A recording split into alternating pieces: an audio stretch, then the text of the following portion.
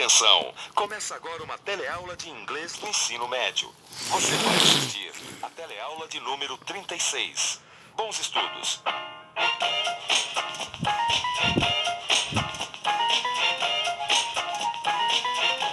Como fazer os comparativos de igualdade dos adjetivos em inglês? Na teleaula de hoje você vai ver como comparar pessoas ou objetos com as mesmas características, como duas loiras igualmente bonitas, por exemplo, e também como negar uma igualdade. E na sessão Let's Travel Together você vai visitar uma cidade escocesa chamada Aberdeen.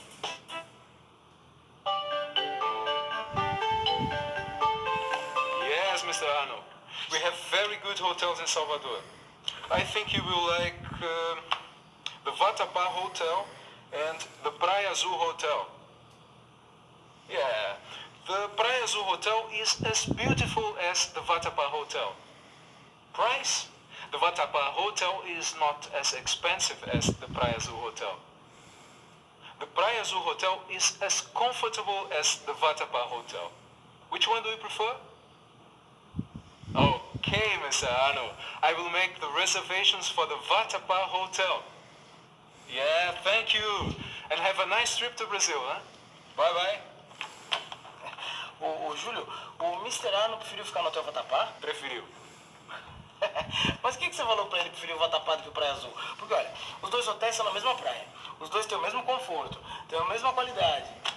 É, só que você esqueceu de um pequeno detalhe que diferencia os dois hotéis. O preço. O Vatapá não é tão caro quanto o Praia Azul. Ah, então tá explicado. O preço é que foi decisivo, né? Agora, Júlio, me explica uma coisa que eu não entendi aí da sua conversa. Por que toda hora você usava S? Era sempre S pra cá, S pra lá. E toda vez que a gente tem que fazer o comparativo de igualdade, a gente usa as, alguma coisa, as. As alguma coisa as. Bem, é assim que a gente fala para comparar em inglês duas coisas com as mesmas características. Por isso, o Júlio usou tantas vezes a palavra as quando ele estava falando no telefone com Mr. Arnold. É que ele estava justamente comparando dois hotéis com as mesmas características. Vamos rever a cena. The Praia Azul Hotel is as beautiful as the Vatapá Hotel. The Praia Azul Hotel is as beautiful as the Vatapá Hotel. O Hotel Praia Azul é tão bonito quanto o Hotel Vatapá. Bem, mas a comparação entre os dois hotéis não ficou só nisso. Mas, The Praia Azul Hotel is as comfortable as the Vatapá Hotel. the Praia Azul Hotel is as comfortable as the Vatapá Hotel. Ou seja, o Hotel Praia Azul é tão confortável quanto o Hotel Vatapá. Mas teve uma coisa que o Júlio disse que foi determinante para fazer Mr. Arnold se decidir. Você lembra? Foi em relação às diárias dos dois hotéis. Price?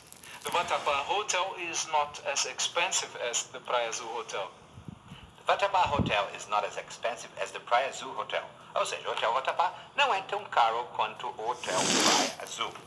E isso, o preço do hotel, foi determinante para Mr. Arnold.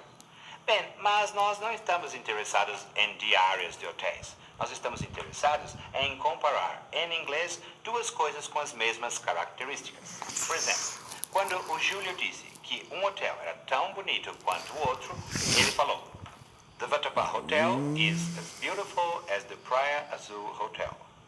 E para comparar esses dois hotéis, que um é tão bonito como o outro, como é que ele fez? Como é que ele montou essa frase? Aí está.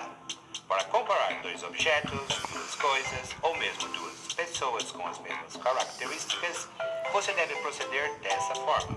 Ou seja, o Hotel Vatapá é tão bonito quanto o Hotel Praia Azul.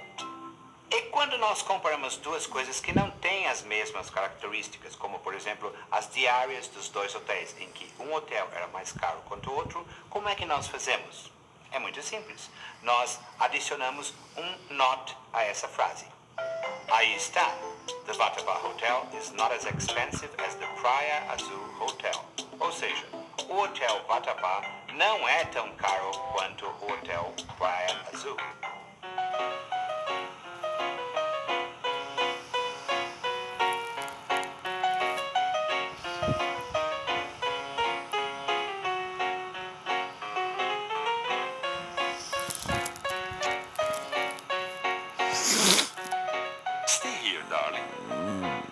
Olha só o jeito que ela fala com o cachorrinho.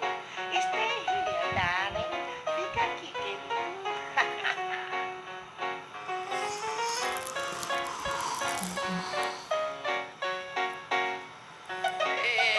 E essa loirona aí? Será que ela quer como o cãozinho da outra, hein?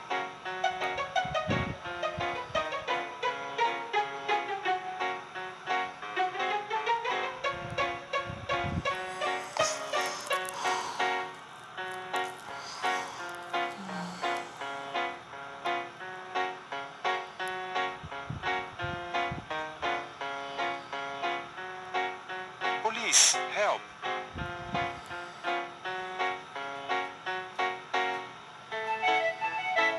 What's the problem, lady? Rapaz, também do jeito que essa mulher tá chorando, duvide o dó que ela vai conseguir contar o problema dela. The girl stole my little dog. A garota o quê? Estou. Deve ser o passado de roubar que é estilo. A garota roubou o cachorrinho. What girl? Agora é que eu quero ver ela descrever a loira. Ih, olha a loirona lá, rapaz. Agora a porca vai torcer o rabo. Você vai ver. That girl. A senhora viu também. Where is she?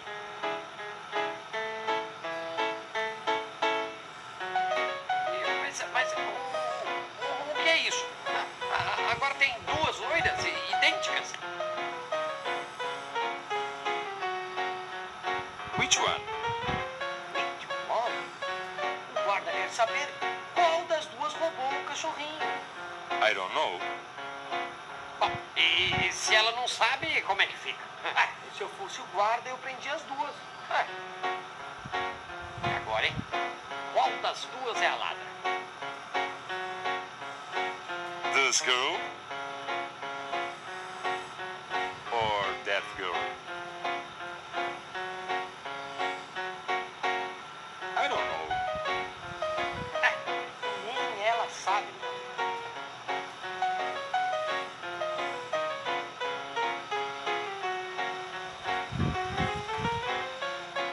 This girl is as beautiful as that girl. De fato, a primeira garota é tão bonita quanto a segunda. This girl is as tall as that girl. Isso tá certo. As duas têm a mesma altura, rapaz.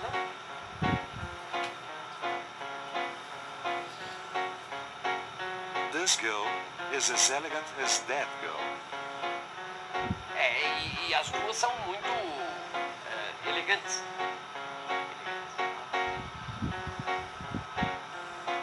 O que você acha, hein, da paleta?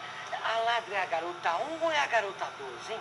Olha, a essa altura do campeonato, jovem, eu já não sei nem mais quem é a garota 1 ou quem é a garota 2. Ambas são loiras, ambas são bonitas, ambas são altas, ambas vestem a mesma roupa, quer dizer... É não por dá isso, pra- então, que a velhinha, quando comparou as duas, usava tanto a palavra as. Não é isso? Deve ser. Sim, é por isso mesmo, pois como nós já aprendemos na teleaula de hoje, é em inglês quando comparamos dois objetos, duas coisas, ou como no caso do filme, duas pessoas, que têm as mesmas características, nós usamos as. Lembra? Quando a velhinha do filme quis comparar essas duas loiras, ela usou as seguintes frases. This girl is as beautiful as that girl. This girl is as tall as that girl.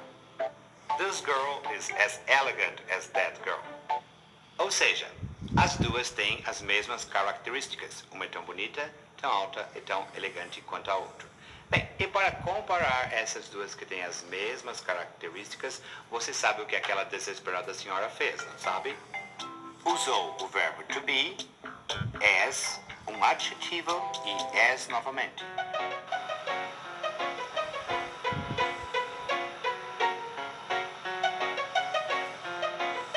They are identical. E agora, rapaz? As duas são a mesma coisa. Who's the thief? E quem quem é a Lada? Eu gostaria que não fosse nenhuma das duas. As duas loiras falam que não com a cabeça, mas as duas seguram a bolsa contra o peito e parece que tem alguma coisa se mexendo dentro das bolsas. As bolsas estão balançando. Tá suspeito isso da lanterna. Bow Wow. Olha lá. Bow Wow. Ah, assim que é o uau uau dos cachorros dos gringos, rapaz. Olha lá. My little dog is in the bag.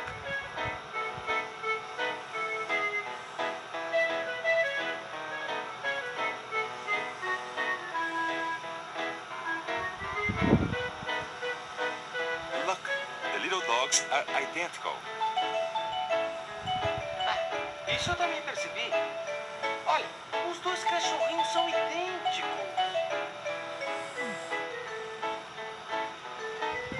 This dog is as little as that dog. Um é tão pequeno quanto o outro.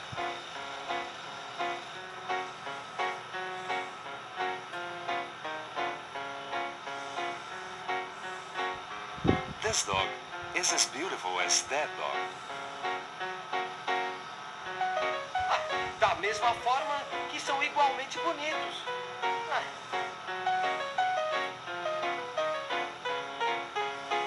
These dogs are my little dog.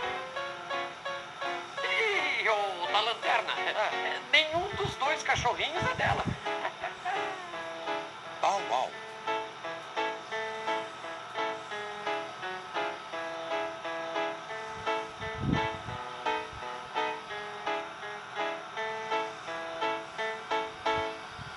This is my little dog. Olha lá, Napoli. O cachorro ficou o tempo todo ali e ninguém percebeu. Agora eu quero ver o que eles vão dizer para as duas loiras. Vamos ver como eles vão se desculpar. Your dog isn't as little as my dog. Your dog isn't as beautiful as my dog.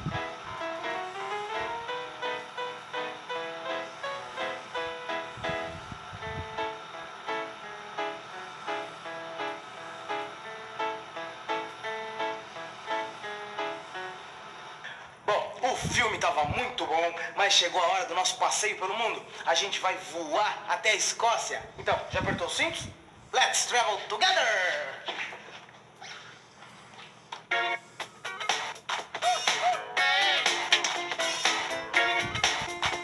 A cidade que a gente vai conhecer hoje fica na Escócia, Scotland, e se chama Aberdeen. Aberdeen é o maior porto e centro comercial do nordeste da Escócia. Localizada no Mar do Norte, a cidade é o centro das indústrias pesqueiras da sua região. Aberdeen começou a viver um intenso crescimento e prosperidade após a descoberta e desenvolvimento dos depósitos de petróleo no Mar do Norte. Para quem quer fazer turismo, Aberdeen também tem muitas atrações. Vale a pena conhecer a velha Aberdeen, que se desenvolveu em torno da Cathedral of St. Macar, uma construção de 1424. Outra opção interessante de passeio é a nova Aberdeen, em torno do Marischal College. As duas Aberdeen se uniram em 1891 e formam a cidade dos dias de hoje. E atenção, se liga aí, é hora da revisão. Na teleaula de hoje, você viu que quando comparamos duas coisas, dois objetos ou duas pessoas com as mesmas características, como duas mulheres, por exemplo, a estrutura é Girl 1 is as beautiful as Girl 2. Bem, a minha reportagem eu já fiz. E você? Já começou a estudar?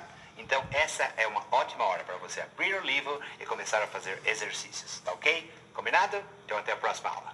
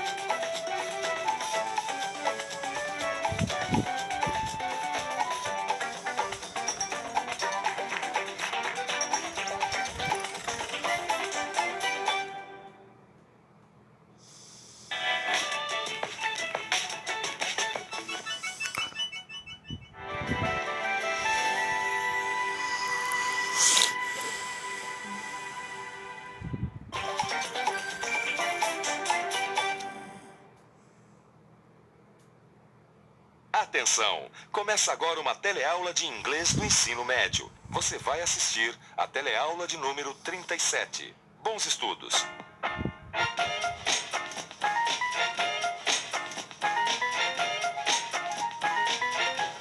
Oh, hello! Você lembra do nosso último teleencontro, onde a gente aprendeu como se faz o comparativo de igualdade dos adjetivos em inglês? Muito bem. Olha, hoje nós vamos continuar com o mesmo assunto, só que dessa vez nós vamos ver como se faz o comparativo de superioridade dos adjetivos. Na teleaula de hoje você vai aprender o comparativo de superioridade dos adjetivos. Vai conhecer as regras de formação do comparativo de acordo com o número de sílabas dos adjetivos. E também como escrever o comparativo em casos especiais. Vai assistir a um concurso de Mr. Universo e na sessão Let's Travel Together vai visitar a cidade de Salem, que ficou famosa por causa de uma caça às bruxas.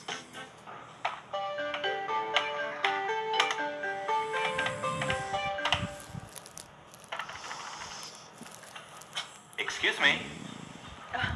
May I help you? Yes, I'd like to go to a very interesting place in Brazil, but I don't know where to go. Well, maybe you should go to the Pantanal or Fortaleza. Well, The Pantanal is more exciting than Fortaleza, but Fortaleza is more beautiful than the Pantanal. what about the hotels?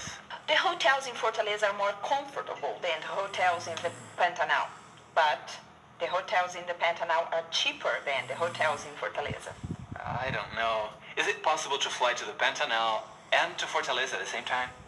Well, Você entendeu a conversa que a Beth acabou de ter com o turista americano? Você reparou a maneira como ela comparou o Pantanal à Fortaleza? Bem, foram ressaltados vários aspectos dos dois locais, como preço, conforto, etc. Bem, mas na verdade o que a Beth fez foi usar o grau de superioridade dos adjetivos. Bem, vamos rever a cena para entender melhor essa história. A Beth sugeriu que o cliente visitasse ou Pantanal ou Fortaleza. Como ele ficou em dúvida, ela começou a comparar os dois lugares. the Pantanal is more exciting than Fortaleza, but Fortaleza is more beautiful than the Pantanal. The Pantanal is more exciting than Fortaleza. O Pantanal é mais interessante do que Fortaleza. Você reparou a maneira como a Beth comparou o Pantanal à Fortaleza? Ela pegou o adjetivo que é exciting, colocou a palavra more antes dele e a palavra than depois. The Pantanal is more exciting than Fortaleza. Bem, e essa regra de usar more antes e than depois vale para todos os casos? Não, não vale.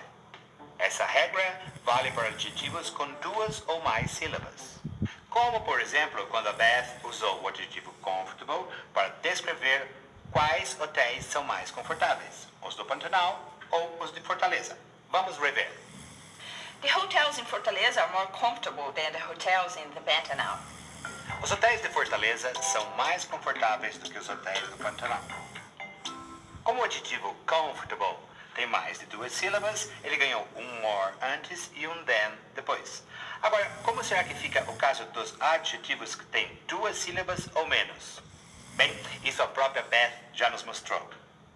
The hotels in Fortaleza are more comfortable than the hotels in the Pantanal, but the hotels in the Pantanal are cheaper than the hotels in Fortaleza.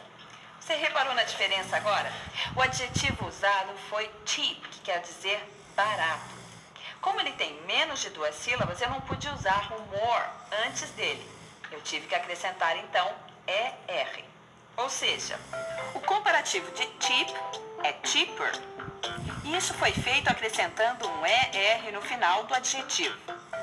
Para não esquecer, sempre que um adjetivo tiver uma sílaba, e se a gente quiser formar o seu grau comparativo de superioridade, usamos a terminação ER mais than. Tati, então quer dizer que para cada adjetivo tem uma regra para fazer o comparativo de superioridade? Exatamente, só que não são só essas duas regrinhas que a gente acabou de ver, não. Ai, tem mais. Tem mais duas. Olha só, para os adjetivos com menos de duas sílabas e formados por uma consoante, uma vogal e outra consoante, como big, que quer dizer grande. Big é formado por uma consoante, uma vogal e outra consoante. A gente deve dobrar a última consoante antes de acrescentar o ER. Bom, se a gente tem que dobrar a última consoante antes de colocar R, a última consoante de big é G. Então, o comparativo de superioridade de big é bigger, com 2 Gs. Isso porque big é um adjetivo com menos de 2 sílabas e formado por uma consoante, mais uma vogal e outra consoante. Bom, Beth, mas você falou que ainda tem mais outra regrinha? Bem, para os adjetivos com 2 sílabas terminados em Y, como easy, por exemplo. Easy que quer dizer fácil. Fácil. A gente então substitui o Y por I. I-E-R. Peraí, deixa eu ver se eu entendi. Para formar o comparativo de superioridade dos adjetivos de 2 sílabas terminados em Y, a gente tira o Y e coloca IR no lugar. Como easy, por exemplo. A gente consegue o comparativo easier tirando o Y e acrescentando IR. Ah, esse é mais fácil. E são dessas 4 maneiras que você acabou de ver que a gente faz o comparativo de superioridade dos adjetivos em inglês. Para não ficar nenhuma dúvida, reveja comigo essas regrinhas. Para os adjetivos de uma sílaba, a gente deve acrescentar ER mais than. Como nesse exemplo aí. This hotel is cheaper than the Ritz. A outra regra falava dos adjetivos formados por uma consoante, uma vogal e depois mais uma consoante, lembra? Como big, por exemplo, que é formado por uma consoante, uma vogal e outra consoante.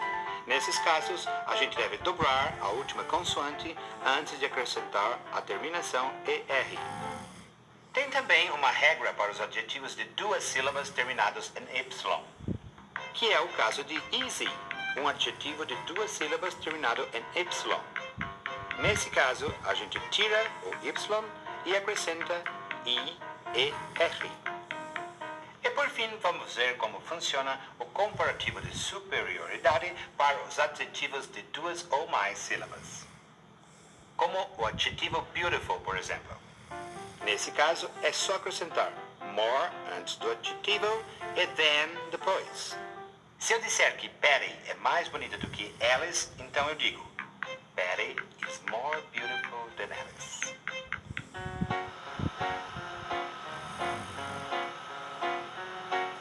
Mr. Universe, 1930.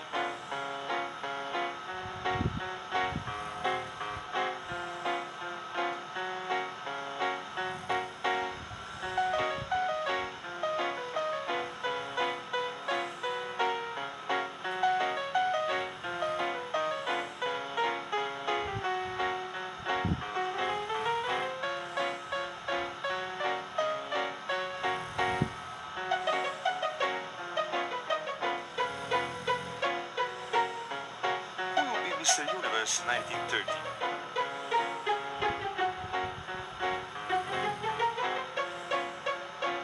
This is Peter. He is 29 years old.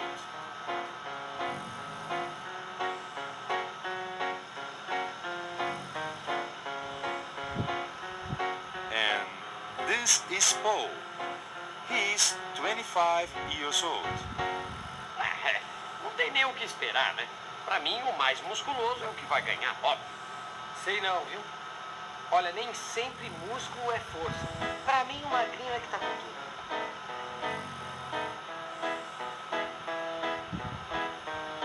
Peter is older than Paul.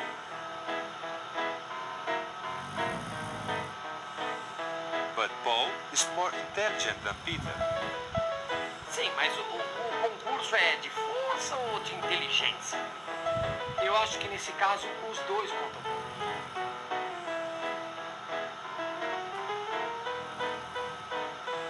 Paul is more handsome than Peter.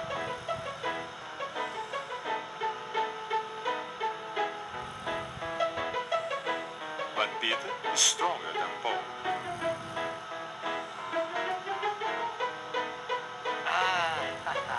Agora sim os caras vão ver quem é o mais forte no cabo de guerra. Quero só ver. Ah, Eu continuo apostando no Magrela, rapaz. Ah, eu não. Com certeza vai dar o outro. Ele tem mais músculos. É, mas é velho, é muito mais velho. Você não viu o cara falando ali? Olha, Peter is older than Paul. Além do mais, Paul is more intelligent than Peter. É, e quando o cara é mais inteligente, meu amigo, Olha, inteligência é uma coisa, força é outra coisa. veremos. Veremos. tá? Veremos.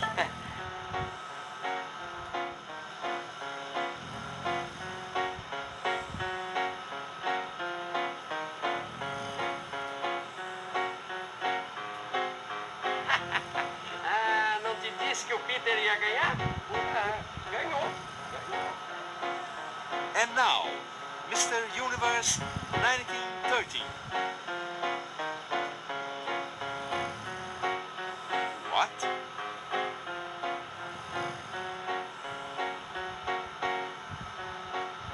I am stronger than he is. Esses concursos costuma haver muita marmelada, sabe? Muitas vezes a verdade não aparece assim à primeira vista, digamos. E por falar em verdades e mentiras, você já ouviu falar num lugar chamado Salem? É uma cidade que ficou famosa há muito tempo atrás por causa das bruxas. É isso mesmo. Vamos ver como é que aconteceu essa história direito. Let's travel together!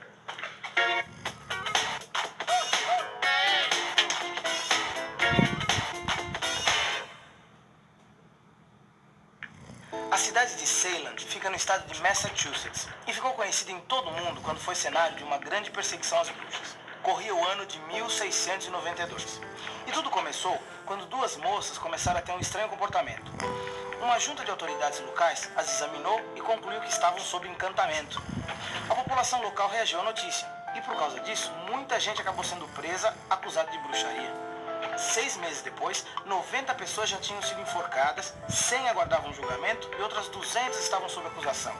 A caça às bruxas em Salem parecia não ter fim, até que Cotton Mather começou um movimento contrário, fazendo as pessoas entenderem que elas não poderiam ser guiadas por opiniões que não poderiam ser provadas. Outras vozes se levantaram contra a perseguição, fazendo com que o governador libertasse todos que estavam na prisão, considerando-os inocentes. Em 1711, reparando um erro do passado, o governo indenizou os herdeiros das supostas bruxas por suas perdas. Hoje, Salem é uma cidade comum, que vive das indústrias químicas, elétricas, dos jogos e produtos de cor. Mas as grandes atrações da cidade são os museus e os locais históricos, que atraem milhares de turistas todos os anos. É impressionante essa história, não é mesmo?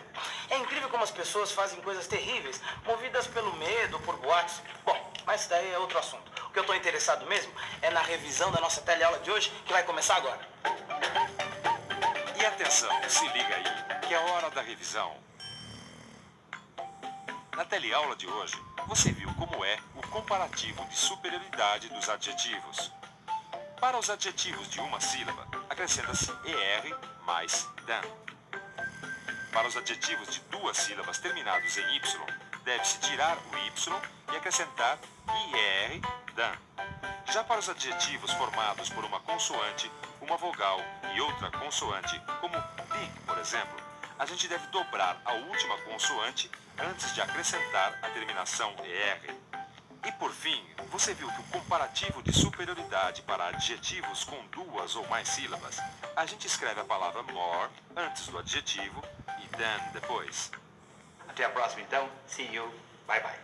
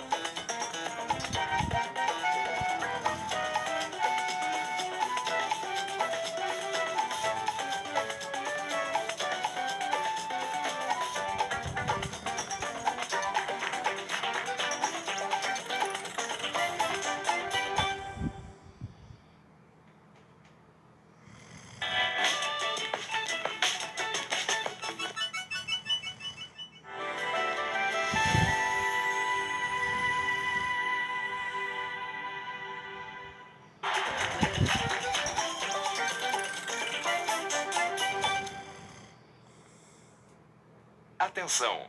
Começa agora uma teleaula de Sociologia do Ensino Médio. Você vai assistir a teleaula de número 2. Bons estudos!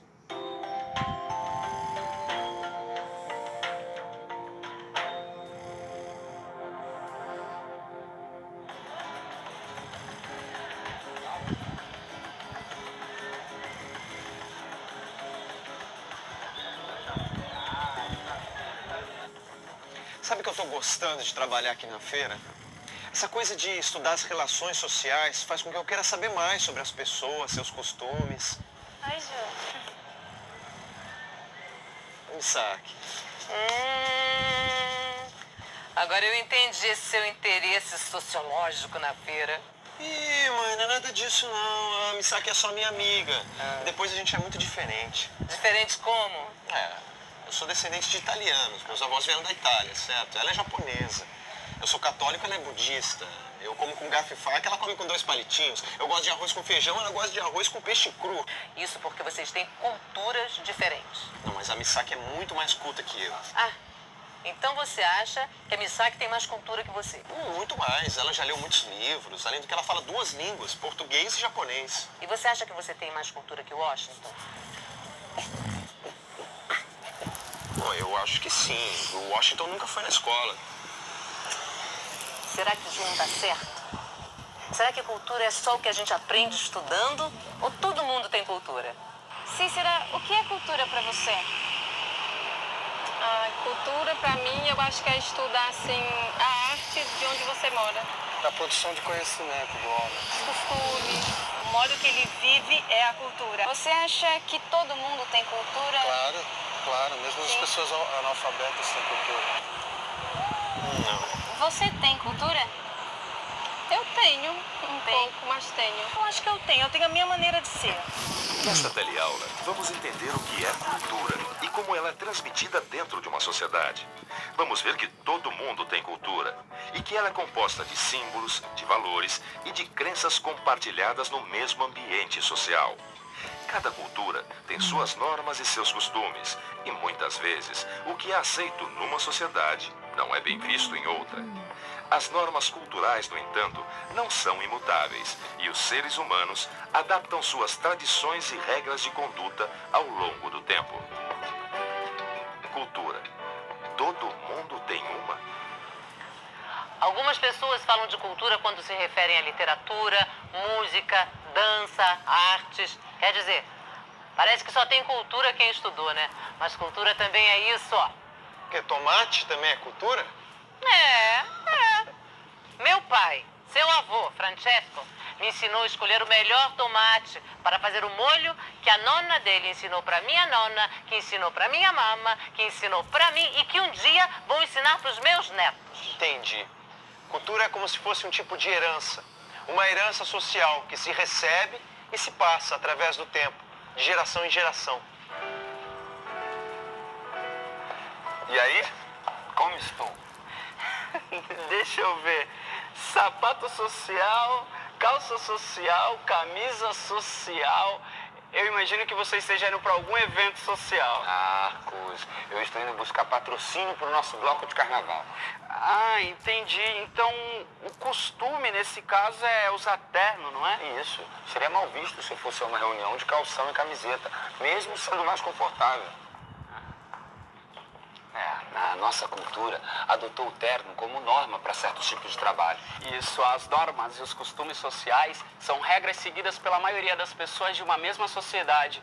Da mesma maneira, há símbolos que são compreendidos por todas as pessoas de uma mesma cultura. Por exemplo, as cores são usadas de maneira simbólica no nosso vestuário. Você não iria a essa entrevista vestido de camisa florida e colar havaiano, por exemplo? Claro que não, Marcos. Não me levariam a sério. O mais comum é utilizar roupas com cores mais escuras. Mas não vá tudo de preto, senão vão achar que você veio de um velório. Por mim, eu fazia tudo pelado. Então tenta andar pelado pelas ruas da cidade, Emílio. Boa sorte. Alô? Oi. Oi, Ju. Tudo bom? Tudo? De sempre? De queijo. Misaki, posso perguntar uma coisa? Claro. É verdade que lá no Japão se come gafanhoto? Não, é na China que se come. Que nojo. Olha, Júnior, você tá sendo etnocêntrico. Etno o quê? Etnocêntrico, que vem de etnocentrismo. É quando julgamos uma cultura com base nos padrões e nos valores da nossa própria cultura. Quer dizer que tem coisa que a gente come que os chineses também acham nojento? Isso. Cada povo tem sua cultura. Por exemplo, aqui no Brasil a gente come coração de galinha, não é? Eu adoro. Eu adoro também. Mas provavelmente em outros lugares eles devem achar isso um pouco nojento. Ah, o que tem? A gente pode não entender, mas cultura todo mundo tem. O senhor come coração de galinha? Como? E o senhor comeria coração de cachorro? Ai, meu Deus. Eu acho que não. Se você fosse num restaurante e tivesse lá formigas e gafanhotos para você comer, você experimentaria? É bem provável que não. Se eu tiver com muita fome, é bom. Eu não compraria gafanhoto pra comer na minha casa. Não. Formigas? Acho que não. Pra mim tá fora do meu padrão, do que é normal. A formiga é um bichinho esquisito também pra comer. Tá, e eu adoraria conhecer o Japão. Deve ser, ó. Se você for ao Japão, você tem que tomar cuidado com alguns sinais. Por quê? Por exemplo, esse sinal aqui, no Brasil, significa que tá tudo bem, não é? Lá no Japão é um sinal muito feio. Esse aqui? Por quê? Significa o quê? Não vou falar. Por quê? Fala! Vergonha. Gestos e sinais podem dizer muita coisa, mas para fazerem sentido, é preciso que sejam compreendidos por pessoas da mesma cultura. Você já imaginou o flanelinha fazendo esses sinais para um motorista de uma outra cultura? Seria como se eles falassem linguagens diferentes.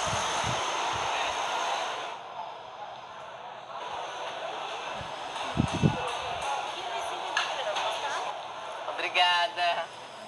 Bom dia. Bom dia. Eu tenho a receita de um doce que me mandaram do Rio Grande do Sul, mas eu não estou conseguindo encontrar a fruta em lugar nenhum. Será que você pode me ajudar? Claro. Qual é a fruta? É bergamota. Ah, essa é fácil. Aqui, ó. Isso aqui é mexerica. Bergamota, mexerica, tangerina são todos nomes para a mesma fruta. Como o aipim, que também é chamado como macaxeira ou mandioca.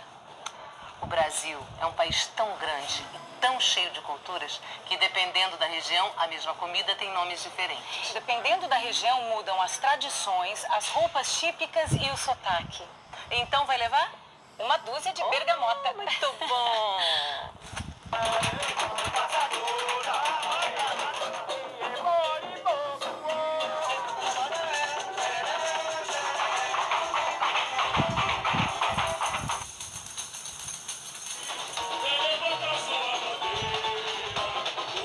O Brasil é um país que nasceu da diversidade.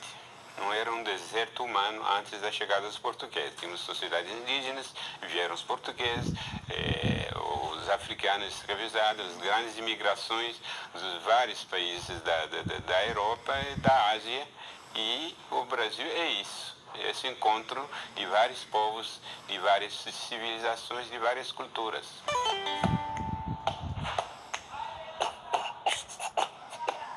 Eu tenho cultura, mas quem não tem conhecimento é arte pra viver bem. Cultura é passada de pai pra filho, de subir em árvore a colher o milho. A minha herança é rica em sabedoria, no que visto, no que como, na minha alegria. O que aprendo hoje e amanhã repasso, usando a minha música bem no compasso. Eu tenho 1000 ideias e acredito em Buda, em Krishna, algum São Benedito. Eu tenho cultura, mas quem não tem conhecimento é arte pra viver bem.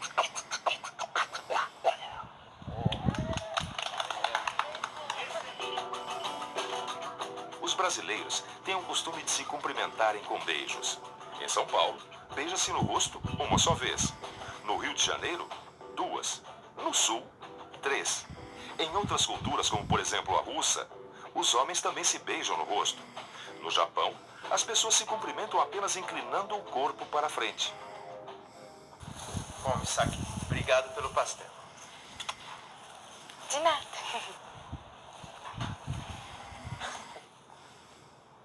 É importante respeitar a cultura de todo mundo. Quando a gente acredita que todas as culturas têm seu próprio valor, que não há um critério único para julgá-las, Isso se chama relativismo cultural. O que eu acho que caracteriza o Brasil é uma longa história de afirmação progressiva, embora lenta, do mundo popular, da cultura, com as suas experiências sociais, com a sua capacidade de inovação, e que eu acho que essa é uma marca muito importante, não só para a vida social e cultural do Brasil, mas também para a vida política. Eu acho que a democracia brasileira se enriquece com a diferença e com a afirmação, sobretudo, dessa diferença popular.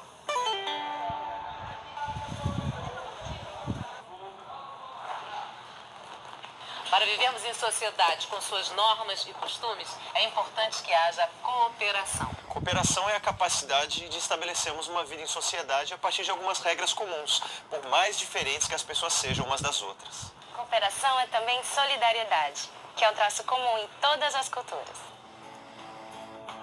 E atenção, se liga aí que é hora da revisão. Vimos que cultura não é só o que se aprende na escola. Todo mundo tem cultura, que é transmitida dentro de uma sociedade de geração em geração como uma herança social.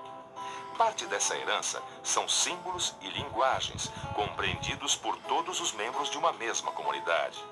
Estes símbolos, no entanto, podem mudar de uma cultura para outra. Cada cultura tem normas e costumes próprios, que são regras consideradas fundamentais para a sobrevivência de uma sociedade. Quando julgamos uma outra cultura com base nos nossos próprios valores, estamos sendo etnocêntricos. E quando consideramos que todas as culturas têm seu próprio valor, não existindo uma cultura única ou critério único para julgá-las, aceitamos o relativismo cultural. Vimos que as culturas mudam, evoluem e se adaptam às novas situações. E que cooperação e solidariedade também fazem parte da cultura.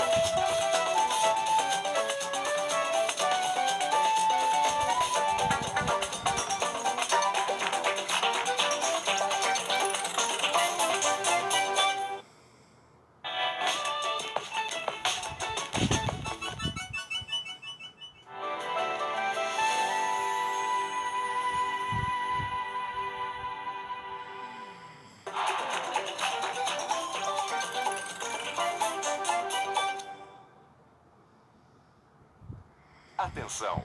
Começa agora uma teleaula de Sociologia do Ensino Médio. Você vai assistir a teleaula de número 3. Bons estudos!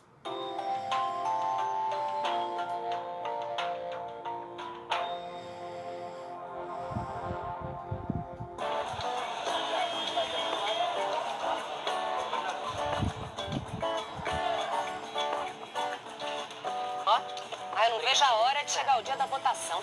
Eu também. Adoro votar. Não é nada disso não, Maria. Eu quero mais é que essa eleição acabe. Eu tenho horror à política. Não diga isso. Eu concordo com ela. Eu prefiro não me envolver. Quantas vezes ouvimos dizer, eu sou apolítico. Não me meto nesse negócio de política. Não gosto de política, eles que se entendam.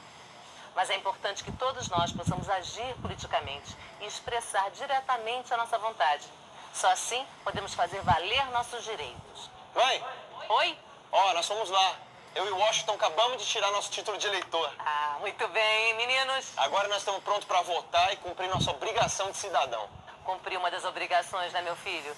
Votar é direito e é dever de cidadão. Mas cidadania é muito mais que isso. Jane, o que é ser cidadão para você? Entre outras atitudes, é saber como comportar-se dentro da sociedade, buscar informações. É participar de alguma forma do meio em que você vive. Seu Manuel, o que é cidadania para o senhor? Cidadania é o direito que a pessoa tem de votar, de escolher um presidente e outras coisas mais, o direito nas leis. Ter consciência dos seus direitos e deveres e praticar os seus direitos e deveres com a sociedade. Participar junto à sociedade com relação à saúde, segurança, educação. Cidadania são os bons costumes das pessoas. Quais são os direitos de um cidadão? Olha, o direito do cidadão, por exemplo, é escolher um presidente, um prefeito, ter direito ao trabalho. Todos aqueles do qual eles pagam impostos e têm direito, saúde, educação, moradia, segurança. Votar é um direito do cidadão. E o dever? O dever também cumprir, ele tem que respeitar os deveres, o direito dos outros, o direito dele termina aonde começa o do outro. Uma pessoa sem educação, ela esquece, entre outras coisas, de cuidar do seu meio. Respeitar farol de trânsito, faixa de pedestre. Então, cidadãos e cidadãs, vamos entender qual é o nosso papel na sociedade. Na minha comunidade eu não sou... Na teleaula de hoje, vamos falar sobre os direitos e deveres do cidadão, sobre política e como a sociedade se organiza. Veremos que não é só com o voto que podemos exercer nossa cidadania. Há maneiras pelas quais todos nós, como cidadãos, podemos agir politicamente e expressar diretamente nossa vontade e fazer valer nossos direitos. Veremos as formas pelas quais os cidadãos procuram compensar os limites do Estado, criando organizações e movimentos sociais através dos quais eles possam participar diretamente da política e cuidar das questões da sociedade. Cidadania. O que eu tenho a ver com isso? O voto, ele é apenas uma das formas de participar como cidadão. A política diz respeito à vida coletiva da sociedade, ao convívio social, ao viver junto das pessoas.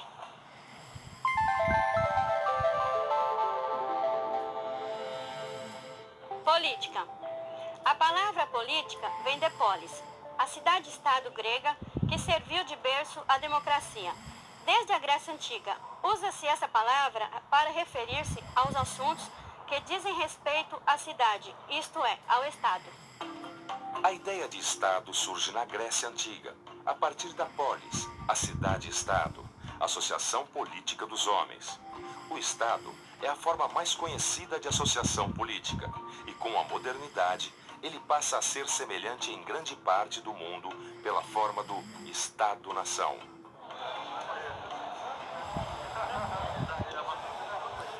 Meninos, vocês lembram que na primeira aula de sociologia nós aprendemos que sociedade é uma reunião de indivíduos que vivem sob determinado regime político, que obedecem a leis, normas e instituições necessárias à reprodução da sociedade como um todo? Eu lembro que nós falamos de cultura, certo? Isso, que cada um tem a sua cultura, certo? E que cada cultura tem suas normas e seus costumes próprios, que são consideradas regras fundamentais para a sobrevivência de uma sociedade. Mas nós vimos também que existem muitas diferenças dentro da nossa sociedade. E a participação política de cada um de nós não precisa se limitar às eleições e ao voto. Isso quer dizer que existem outras formas de exercer a cidadania e de afirmar os direitos e deveres? Exercer a cidadania significa fazer parte, tomar parte na sociedade. E esta participação traz direitos e deveres para todos. Cidadania é um vínculo entre as pessoas, o Estado e a sociedade. Falou bonito, Washington! Valeu!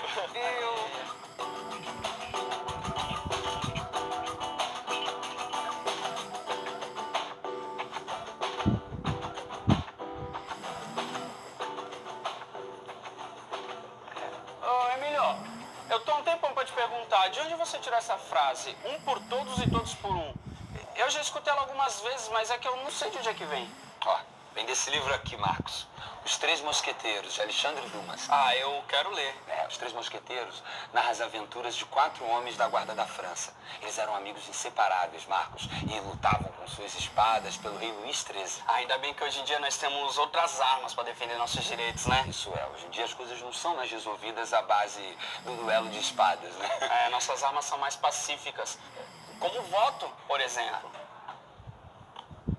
fato de sermos mais eleitores, o fato de termos mais informação, o fato de sermos mais experientes também, dada a democracia e a estabilização das instituições democráticas no Brasil, eu acho que vai construindo um aperfeiçoamento cívico generalizado que faz com que o povo fique mais atento e, sobretudo, entenda que voto pode sim encher barriga, porque dependendo de quem ele votou, as políticas públicas serão mais favoráveis ou menos favoráveis a ele. Hoje, o que defendemos é a democracia, que é o governo do povo, para o povo e pelo povo.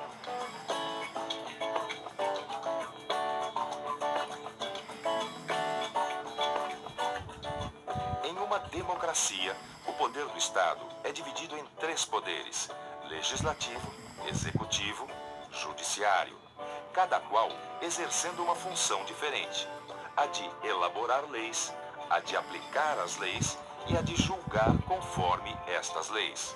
Quanto mais você entende quais são os mecanismos que organizam a sua prática, a sua vida social, de que maneiras você pode se combinar, né, na vida institucional com os seus vizinhos para demandar determinados direitos. Isso faz parte de uma educação que é crucial à vida cidadã. Onde há direitos, há também deveres. Não é só de direitos que vive o cidadão. É principalmente cumprindo seus deveres que a pessoa exerce o papel de cidadão. Certo? Como é mesmo que a senhora fala quando eu escuto som muito alto e incomoda os vizinhos? Que direito de um acaba onde começa o direito do outro. Você tem direito de ouvir música num volume que não atrapalhe os vizinhos, certo? Senão ele vem e reclama. É assim que funciona. A cada direito de uma pessoa corresponde um dever da outra. Vamos pensar um pouco. Para que possamos nos locomover e, por exemplo, atravessar uma rua, é preciso que outras pessoas, ao mesmo tempo, cumpram o seu dever de parar o carro no sinal vermelho. Se todos achassem que só tem direitos e ninguém acreditasse possuir deveres, a sociedade seria uma bagunça. Fala aí, cidadão. Tá bem cuidado, hein? Aqui, obrigado. Valeu. Ô, rapaz, você não é Washington? Eu mesmo. Eu sou o Diego. Eu trabalho na ONG que organiza cursos lá pra sua comunidade. Lembra de mim? Ah, claro. Você é craque de português, história e geografia. É, eu faço o que eu posso. E aí, você não vai pra aula hoje? Eu não sei se vai dar tempo. Dá sim, rapaz. Te dou uma carona, eu tô indo pra lá. Muito obrigado. Eu vou pegar meus livros. Vai lá, vai lá. A educação é um direito de todos e um dever do Estado. Está escrito na Constituição brasileira. Mas nada impede que a sociedade se organize e coopere com o Estado, formando o que nós chamamos de terceiro setor. Chamamos de terceiro setor o conjunto de instituições, organizações e movimentos sociais que se colocam entre a sociedade e o Estado, buscando promover a aproximação deles, por meio da participação social e política e da promoção e exercício dos direitos. Oi, pessoal. O Emílio, que foi eleito líder aqui da comunidade, veio convidar todo mundo para participar de um trabalho que ele está realizando. Pode falar, Emílio. Washington. Tudo bom, Washington? Bom, eu gostaria de convidar todos vocês para participar do bloco Um por Todas e Todos por Um. É importante falar que a preocupação do Emílio não é só com o desfile de carnaval. Não. A nossa preocupação é criar aqui, dentro da nossa comunidade, um espaço para exercitarmos a nossa cidadania. E como vocês sabem, somos todos iguais em relação aos direitos políticos, civis e sociais. E ao mesmo tempo diferente, de acordo com as características específicas da nossa comunidade. Como, por exemplo, o talento aí do nosso amigo Washington, que é o compositor da letra do nosso hino, né? Washington, canta aí o refrão pra gente, vai lá. É mais ou menos assim, ó. Na minha comunidade eu não sou qualquer um, aqui é um por todos e todos por um. Legal, é isso aí.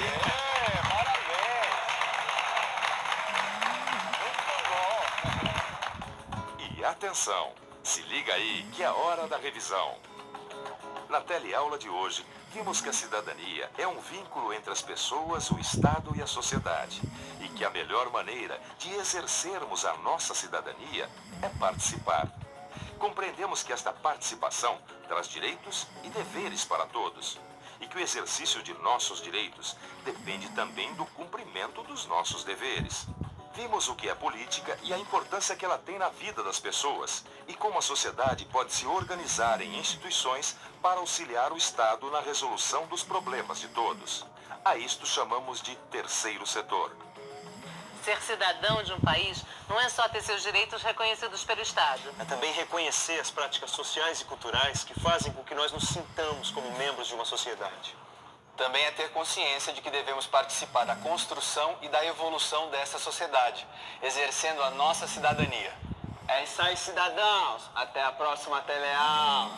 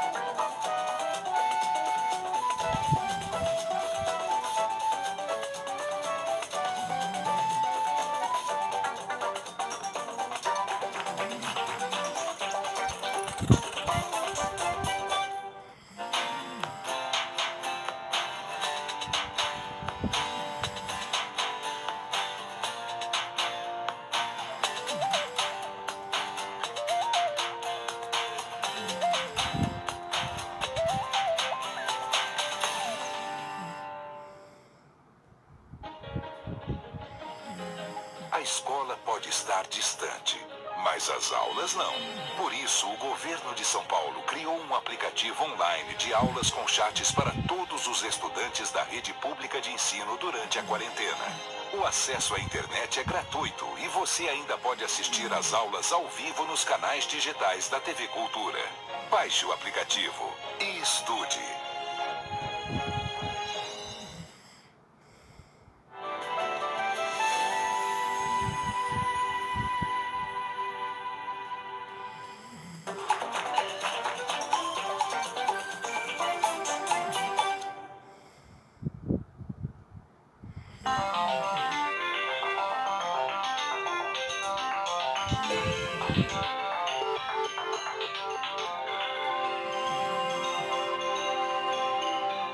Atenção! Começa agora uma teleaula de automação do curso profissionalizante. Você vai assistir a teleaula de número 2. Bons estudos!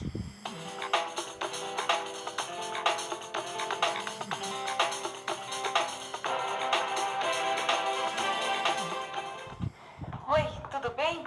Ai, eu tô meio aflita. A máquina de lavar parou bem no início da lavagem. O fato é que a gente se acostuma bem quando pode ter uma máquina dessas. E quando ocorre uma falha? E aí? Negativo. O painel da máquina não tá mostrando qual é o diagnóstico. Ai, agora? Tá brincando? A gente vai ter que chamar a assistência técnica. Bom, aparentemente, o problema parece ser o motor. O motor é um atuador, não é, pai? Atuador? Que é isso? Tudo que é automático tem um sensor, um atuador e um... Como chama mesmo? Controlador. Pronto. Não sei se deu pra perceber, mas a teleaula de hoje está começando. Na teleaula passada, você acompanhou uma introdução ao universo da automação, seus conceitos e o seu impacto na sociedade. Na teleaula de hoje, você vai conhecer os principais elementos que estruturam a automação, os atuadores, os sensores e os controladores. E vai constatar que o fundamental num sistema de automação é a integração de todos estes elementos. Hoje é o dia de responder a pergunta: automação, como se faz? Hoje em dia, os sistemas de automação utilizados nas indústrias e em diversos tipos de serviços são muito complexos. Entretanto, todos eles se compõem sempre de alguns elementos principais: atuadores, sensores e controladores. E como o funcionamento adequado de sistemas automáticos depende de que se domine e se compreenda bem esses elementos, vamos analisar um pouco cada um deles. Atuadores. Todo sistema automático, para funcionar, necessita de força, de movimento ou dos dois. Os atuadores fazem exatamente isso, fazem o sistema trabalhar. No caso de um elevador como este aqui, o atuador é elétrico, mas existem diversos tipos de atuadores. Eles podem ser desde motores elétricos até cilindros hidráulicos ou pneumáticos.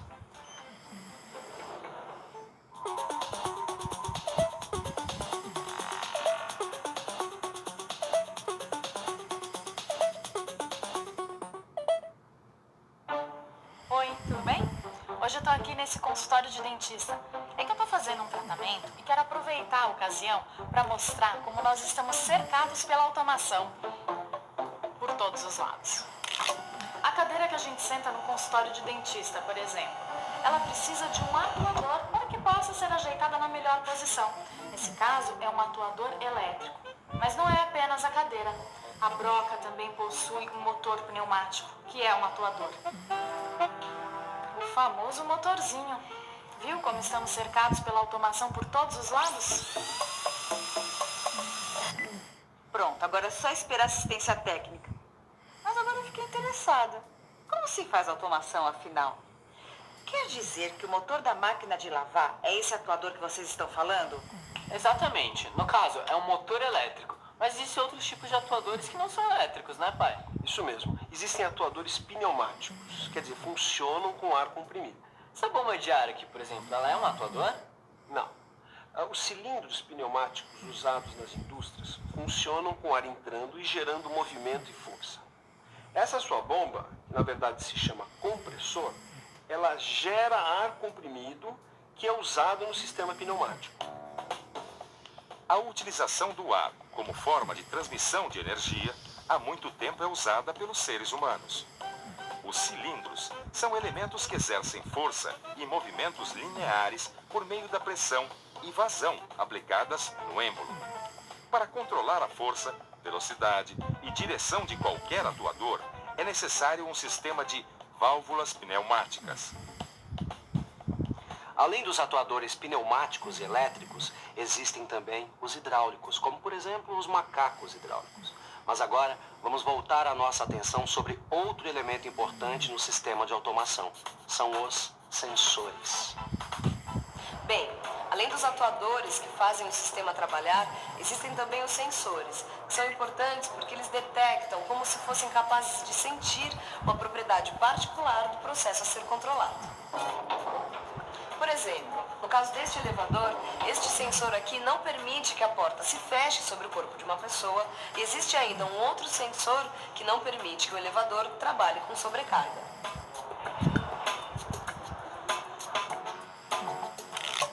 Os sensores são fundamentais em qualquer sistema de automação. Eles detectam as grandezas físicas ou químicas que são transmitidas ao controlador.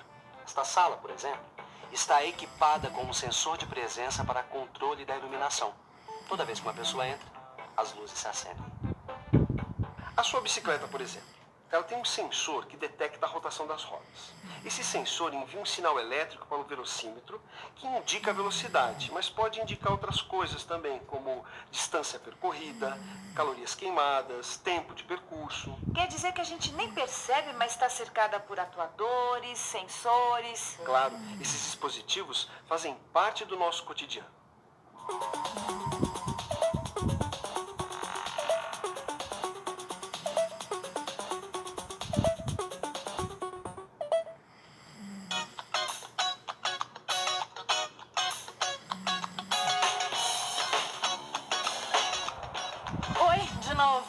Existem mesmo muitos exemplos do uso de sensores no nosso dia a dia que muitas vezes nós nem percebemos.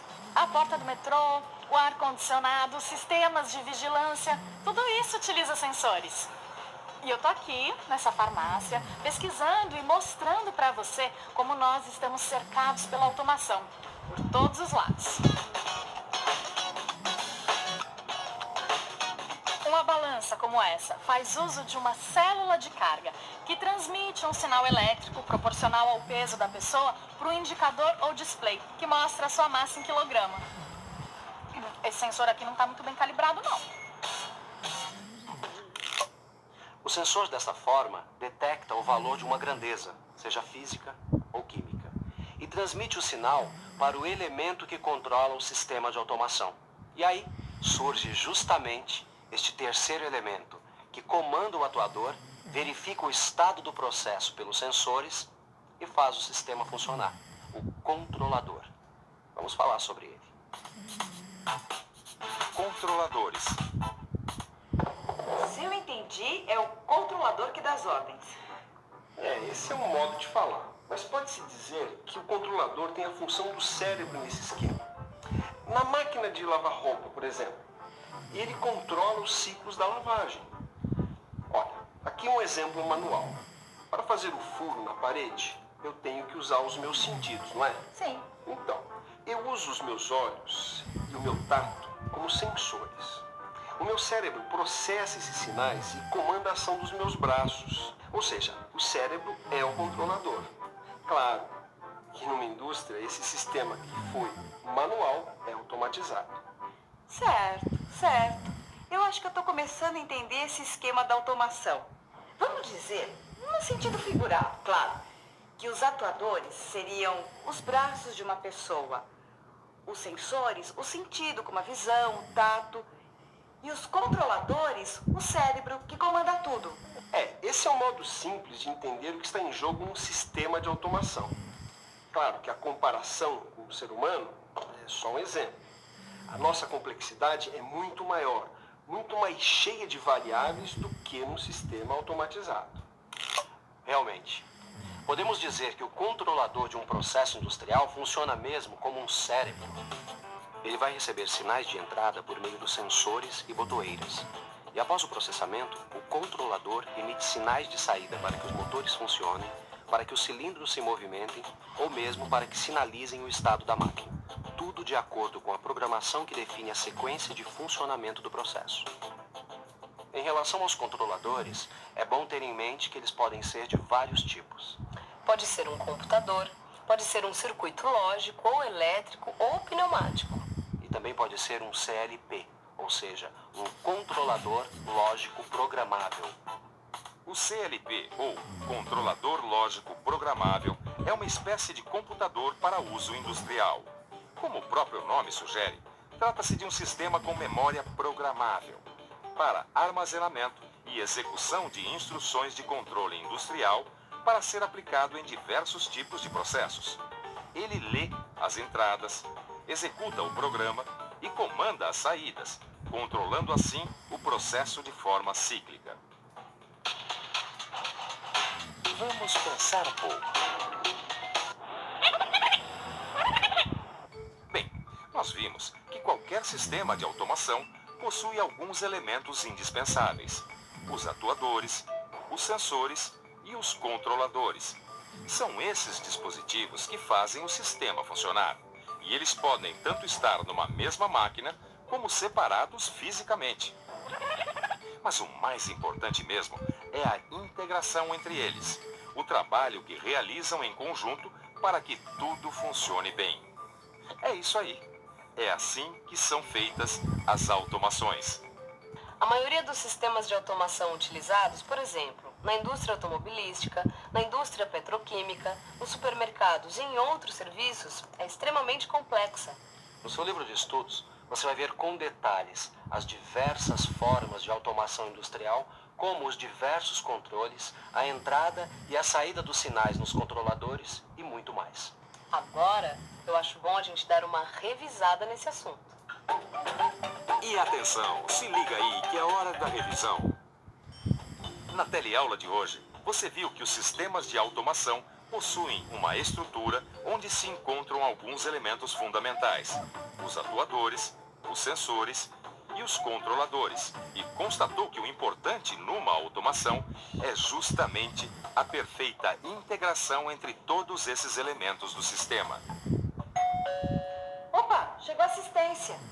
Na próxima teleaula você vai saber mais sobre sistemas integrados de automação. Até lá!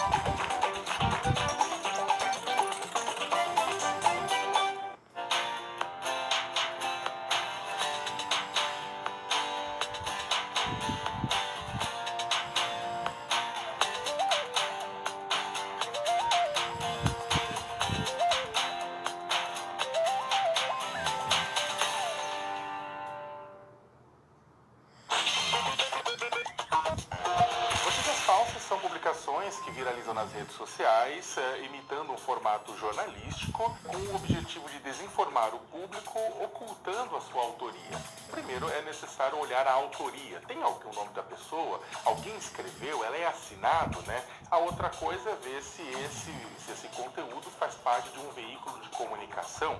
Não importa se o veículo é de direita, é de esquerda, é de centro. Outra forma também é verificar o texto em si. Um texto jornalístico, ele é relativamente, ele busca ser equilibrado. E principalmente um texto jornalístico, por exemplo, não usa caixa alta, letras maiúsculas no texto, ou não usa muitas exclamações, né? Se um texto, na verdade, parece que está brigando, gritando com você, desconfie, porque uma reportagem não traz esse tipo de formato.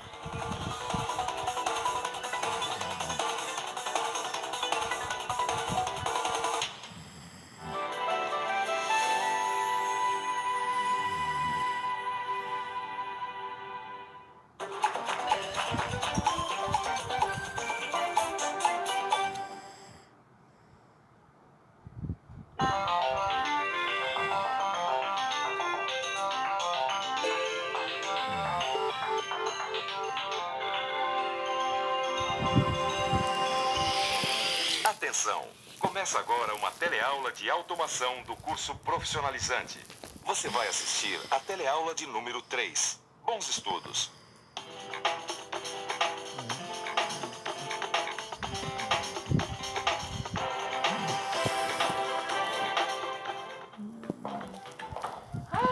O movimento do salão foi enorme. Tô tão cansada hoje. Também tô exausto. Ai, eu quero colocar meus pés pra cima. Mas eu acho que vai demorar um pouquinho, mãe. A senhora fez a luz do salão acesa. Ah, é? Como é que você sabe? Ah, eu vi aqui pelo computador. Nós integramos o sistema do salão com o computador aqui de casa. O sensor detectou que a luz ficou acesa.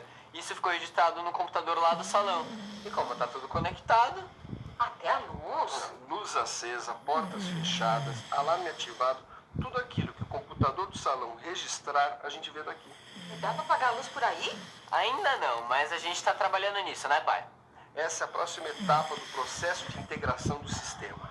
Ah, então, por favor, trabalhem logo nessa integração. A nossa teleaula de hoje está começando. Na teleaula de hoje, você vai conhecer algumas características dos sistemas integrados de automação, da interface humano-máquina e dos sistemas supervisórios. Vai ver também as principais funções dos robôs industriais e como tudo isso funciona integrado, inclusive em redes corporativas.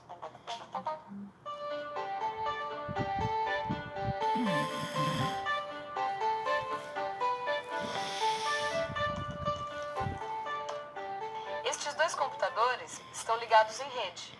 Como em muitos escritórios, isso facilita o trabalho, porque todo o sistema passa a interagir. O mesmo acontece com um sistema integrado de automação. Um sistema é uma combinação sinérgica de elementos interconectados que formam um todo organizado. Em um sistema, tecnologias e componentes com funções diferentes são conectados para que sejam atingidos os quesitos desejados de produtividade, qualidade e segurança. Ai, vocês dois ainda vão me deixar louca com essas modernidades. Essas modernidades, Irene, é que ajudam o trabalho humano. Mas como é que o computador consegue ver que o salão está com a luz acesa? Eu instalei um sensor no salão e é ele que envia o sinal para o computador. É, igualzinho no seu trabalho, né, pai? Exatamente. Em um sistema integrado de automação, controladores, sensores e atuadores trabalham junto com outras tecnologias e componentes como redes de comunicação, sistemas supervisórios, dispositivos de segurança ou robôs. Um sistema de automação é formado por tecnologias e dispositivos que são integrados. E quem faz tudo isso? Bom, aqui em casa sou eu. Os profissionais dessa área são chamados de integradores. Ah, então eu sou quase um integrador. A automação pode atuar não só em alguns equipamentos da indústria, mas também pode ajudar a gerenciar uma empresa inteira, né, Célio? Isso mesmo, Joana. Tudo depende do nível de automação. Os níveis de automação variam de acordo com os tipos de dados e informações que trafegam nele. No nível mais baixo de máquina, por exemplo, o que interessa é saber o estado da garra de um robô, é saber se ela está aberta ou fechada. Por outro lado, para um gerente de manutenção, o que interessa é ter um relatório do tempo de parada de máquina. Independentemente do nível, a comunicação é essencial para a automação. Antes da automação, as empresas só se comunicavam por meio de relatórios que eram enviados diariamente de um escritório para o outro. Nossa, eles gastavam muito mais papel, combustível... Tempo. É muito comum a comunicação entre controladores lógico-programáveis e outros sistemas de controles eletrônicos. Além de todas as funções de controle de máquinas, os CLDs ainda podem fornecer serviços secundários, como o envio e recebimento de dados sobre a manutenção e a produção. Para que esses serviços sejam executados, cada máquina é conectada em rede de comunicação. A rede pode se conectar a um terminal localizado na gerência de manutenção e outro na gerência de produção. Para você entender melhor a importância da comunicação dos sistemas, a Joana vai se comunicar com a gente diretamente de um terminal de produção. Eu já estou aqui. Este aqui é o terminal de produção de uma fábrica. Aqui, os sistemas integrados permitem que haja uma programação de entrega dos componentes utilizados na produção.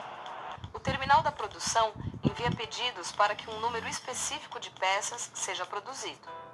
Aqui, por exemplo, os componentes foram fabricados depois que foi enviado o pedido com a quantidade exata de unidades necessária.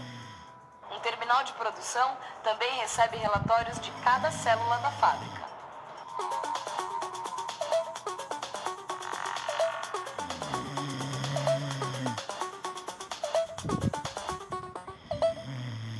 Um serviço que antigamente demorava dias para ser executado, hoje leva só alguns minutos. Essa rapidez tem tudo a ver com sistemas integrados de automação e eles estão por todos os lados. Aqui é uma agência de viagens e eu vou conversar com a Suzana, que é consultora de viagens. Suzana, quero fazer uma viagem para praia. Praia?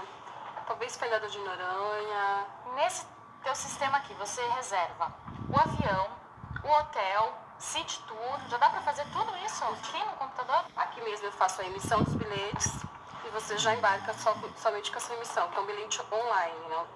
Então você vai me dar um número, eu chego no aeroporto só com esse número e já embarca.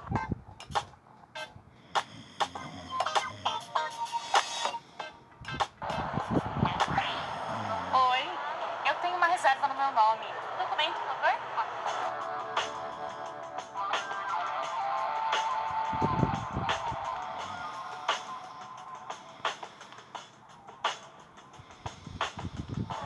Quando eu chegar no meu destino, um quarto de hotel estará reservado no meu nome. Tudo rápido e fácil, porque o sistema todo está integrado. Tchau. A integração dos sistemas de automação, eu já entendi como funciona. E as pessoas? Como assim? O sistema funciona sozinho ou as pessoas precisam tomar conta de tudo? Na indústria existe algo que se chama interface humano-máquina, ou IHM. E como que é isso? É um dispositivo que permite que o operador faça a monitoração e tenha interação com a máquina e o processo industrial. Utilizando uma tela, a interface humano-máquina mostra o estado dos processos por meio de sinais emitidos pelos sensores. A IHM permite, de forma interativa, a realização de vários comandos. Vamos pensar um pouco.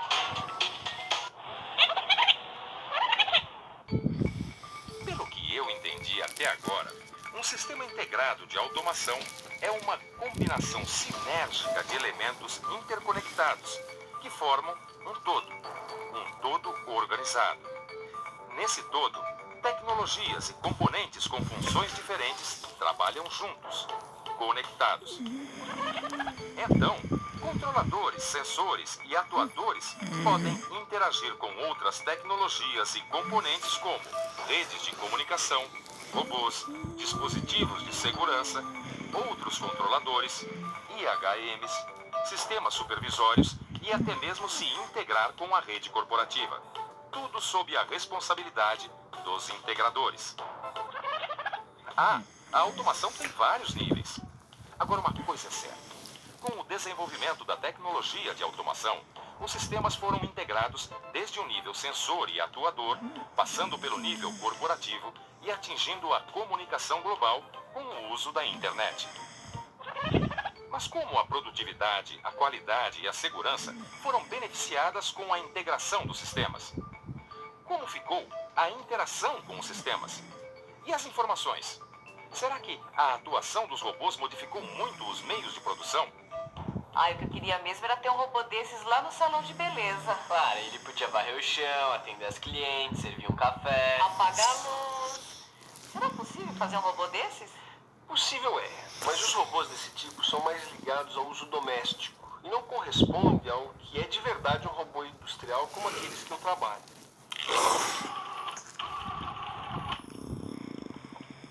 O campo da robótica industrial envolve o estudo, desenvolvimento e uso de sistemas para manufatura.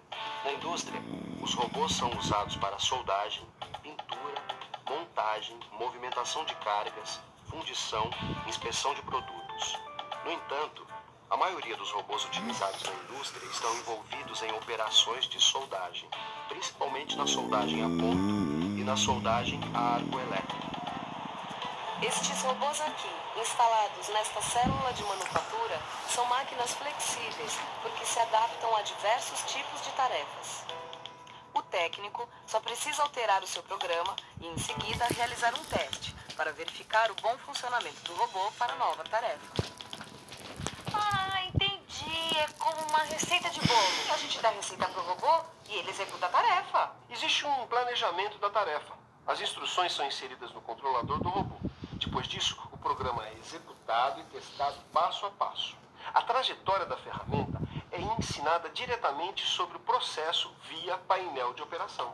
É por isso que o mesmo tipo de robô é capaz de pintar gabinetes de máquinas de lavar, de rebarbar peças em fundição ou de soldar estruturas de automóveis em uma linha de montagem. Nossa, quantas coisas um robô industrial pode fazer, né? Só falta falar.